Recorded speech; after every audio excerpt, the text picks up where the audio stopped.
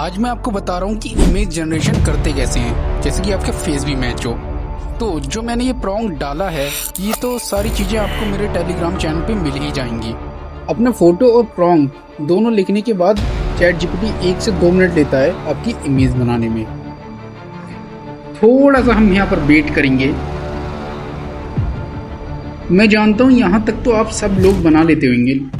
देखो, ये हमारी फाइनल इमेज आई है। बिल्कुल मेरा फेस मैच नहीं हो रहा है इससे। इसके बाद एक मोस्ट इम्पोर्टेंट स्टेप होती है फेस रैप की। इसके लिए एक ऐप आता है, ऐप का नाम है remakefacei। यहाँ पहले नंबर पे चैट जीपीटी वाली फ़ोटो अपलोड करनी होती है। फिर जो सेकंड छोटा वाला गोला है, वहाँ पर हमें अपनी ओरिजिनल इमेज अपलोड करनी होती है। फिर क्लिक करना होता है फेस रैप पे। हल्की सी ब्रेक भी आ सकती है यहाँ पर, और आप देख सकते हो हमारा फाइनल रिजल्ट। तो गाइस, सब्सक्राइब कर लो ऐसी और अमेजिंग वीडियोस के लिए।